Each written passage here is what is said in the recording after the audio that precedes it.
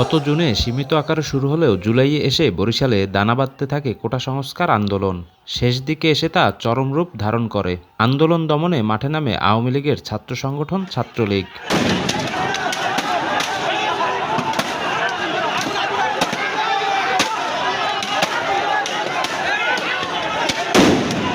বরিশাল নগরীর সদর রোড, চৌমাথা, CNB pole, Amtala মোড় এবং বরিশাল বিশ্ববিদ্যালয় ক্যাম্পাসে আন্দোলনকারীদের উপর হামলা চালায় তারা। নারকীয় এসব হামলা থেকে রেহাই পায়নি ছাত্রী কিংবা সাংবাদিকও।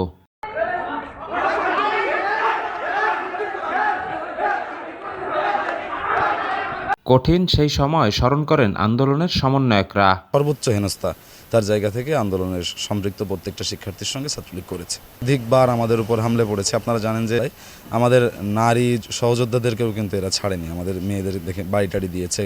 আর যত রকম হ্যারাসমেন্ট করা যায়, হেনস্থা করা যায়, আমাদের নারী সহযোদ্ধাদের সঙ্গে এটা হয়েছে। আর আমরা তো আসলে ফিজিক্যাল অ্যাসাল্টের শিকার হয়েছি এবং আমাদের উপর হামলা। আপনারা জানেন যে সংবাদ সম্মেলন চলাকালীন সময়ে সাংবাদিকদেরকে তুলে নিয়ে যাওয়ার চেষ্টা করা হয়েছে, অপহরণ করার চেষ্টাও কিন্তু আমাদের বিশ্ববিদ্যালয়ের সামনে ঘটেছে।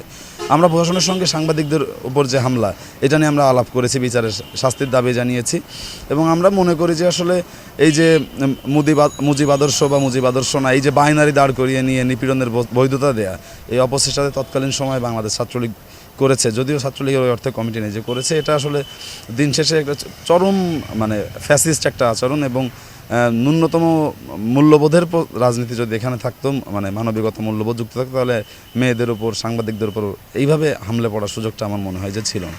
ছাত্র জনতার আন্দোলনে হামলাকারীদের তালিকা করে আইনের আওতায় আনার আহ্বান জানান সেনা কর্মকর্তারা।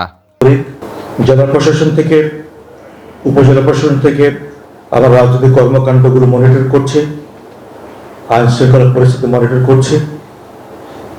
যতগুলো ঘটনা ঘটেছে প্রতিটি উপজেলাতে, সেগুলো আমরা নোট করতে বলেছি এবং এখনও আমি ডিভিশন কমিশনার মহোদয়ের মাধ্যমে এই অনুরোধ করতে চাচ্ছি, যাতে যদি কেউ আইন ভঙ্গ করে থাকে তাকে আইনের আওতায় আনা যায়।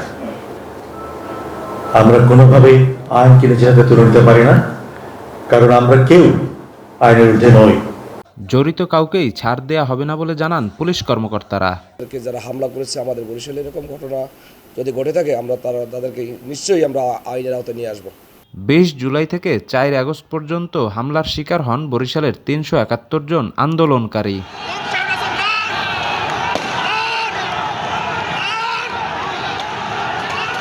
শফিক মুন্সি, দেশ টিভি, বরিশাল।